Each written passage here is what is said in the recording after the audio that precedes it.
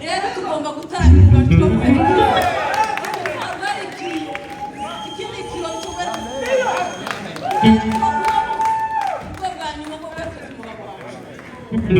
twabanye neza nta kibazo yagiye kuja kugenda aricara kwa Kanimbabazi ndamubwira ati sikwanya Kanimbabazi nta kibazo na kimwe dufitanye nawe niki bigeze gute arambwira ati hari igihe umuntu aza kubikinza kugira ngo none ubuze bisanzwe usanga ukomerekeje ariko nkeneye ngo tubabarire arambwira ngo muzehe yatashe mbere ye reka muvuge suko mutinyutse arambwira ngo shambe yatashe atagwaye yavuze ari nzima ategura abana baje kwishura ngo arabatwara ngo bavapfe bavanye amasaha make aho minota arataha rero tugomba kuza kwicara tukirangiza kandi umugabo wanje uko yatashe ntizabaye byamuka mwacu yatashe tubizi barashe baratuga ngo mwana kareba mu nzu muwaje nkabona ataha kazungutse amaso yanjye ngo atahari mama yashaje pe kandi kavuga atahari nenda ni mama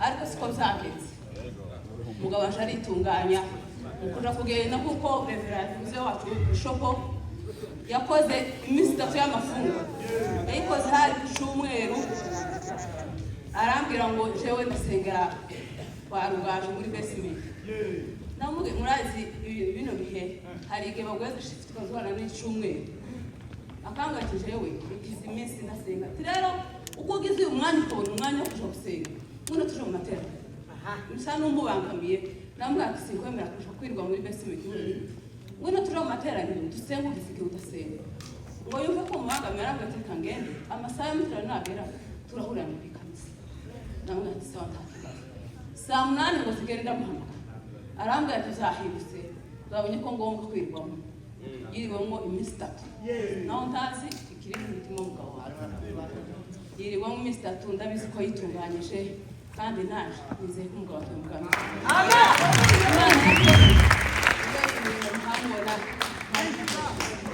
ntabwo bafite imana yataramiye izatubesha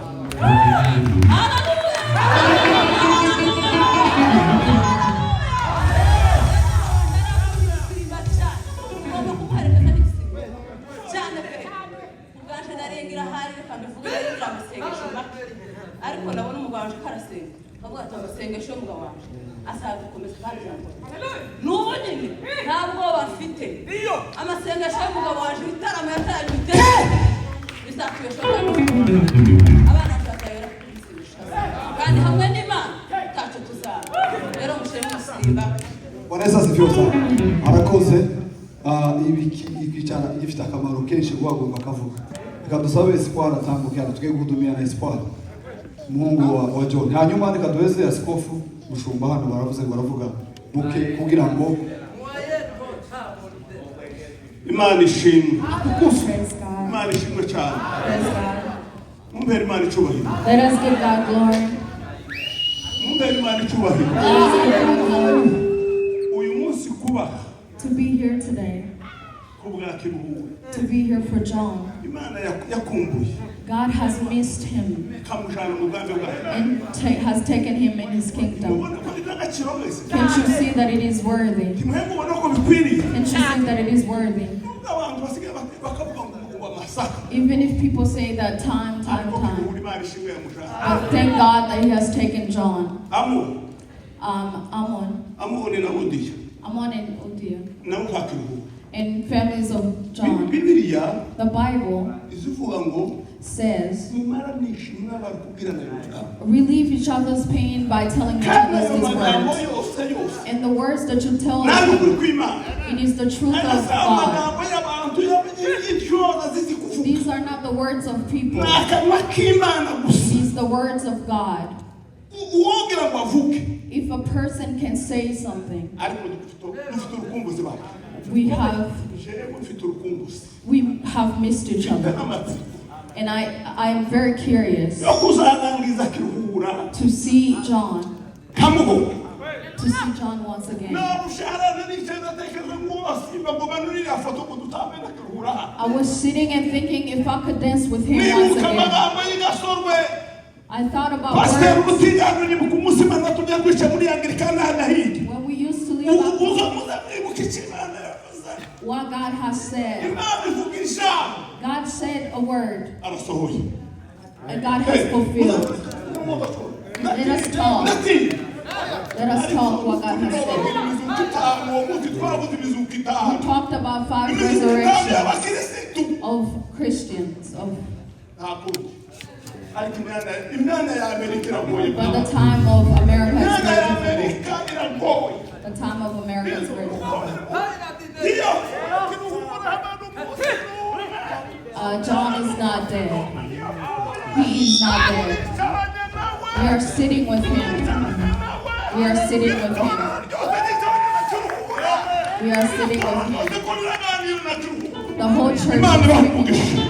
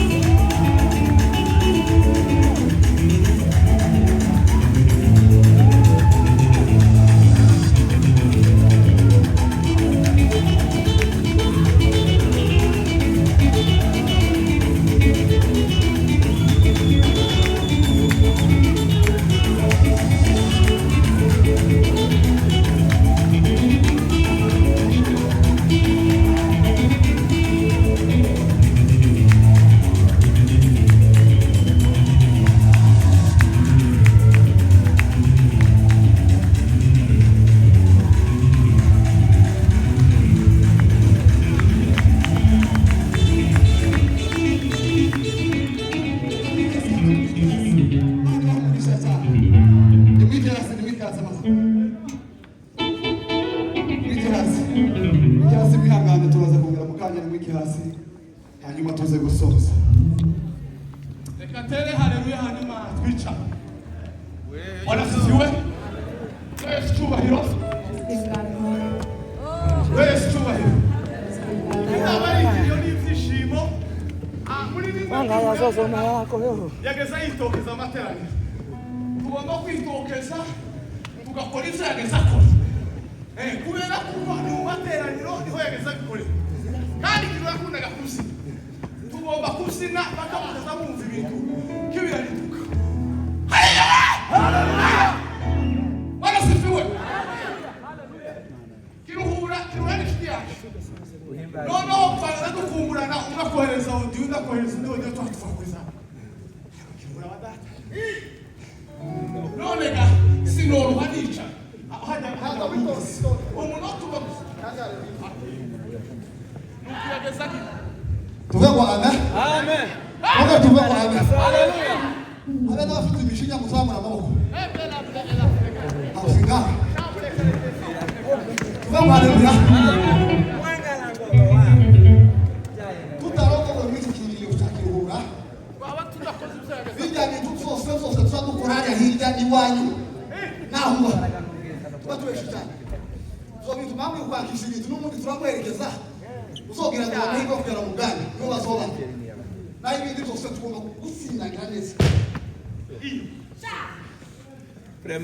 jewe twari kamasha unasigaye no mu kibuga jenyine niba mwari muri kiruhura utuvidewo twose mwari zamubona ni jewe twaje dukinana muri iki kibuga hakika yamuno nabwira abandi twaje ejo muri tutabaye neza mbwira mwene data duhuriye mu giterane kamubwira ngo twigire ko kugikuta hariya hirya amazi dusengera kiruhura imana gushinga zirase azi no muri Amerika ejo bundi apfuye kugeza n'ubu sindabusengera gusa ndaza kunguruka nashe ndebe ko neza ari uryamye muri cyo noneho bamaze kumbwira ko yapfuye birambabaza cyane karatunganya imana kayibwira ngo ari kuwamana uzi kino kibuga cya mbere cy'imisi twagikiniyemo none kiruhura araje umwanya yari amaze gufata inimero none wagutwara uwamana ndavuga nyine ndasura ndigaruka ndavuga ngo imana nifite amaboko kuri twebwe twese kandi imana niyo yamukunze tuva ngo haleluya tuva ngo haleluya rero iminsi usigaranye mu isi atukuzwe iminsi usigaranye mu isi nutayikoresha neza nabwira abantu ndababwira ngo se kubera ko nabwira mu ikanisa akaba ariho mwigira ba bose kandi irahanze tuzi tudakomeye uzogukomera ariko twebwe no twarirekuye ibi ni byo imana yaduhaye rero kiruhura banasifiwe amen bwira ababyeyi biwe ntimugire probleme kiruhura twakuregereza akazi abasigaye nawe tuzogasoza ntabwo badufite bw'ibi bintu twagiyemo tuzogasoza neza nawe gusigarira tumere kandi wicaye mwana mwana kuzaba tukinana nawe umuntu watumwe tabwituye kubera impamvu zo kumwerekeza njewe mu giti cyanjye mwicaye ndamwerekeza muri umunota cyo nsanzanye umunota umwe ni buri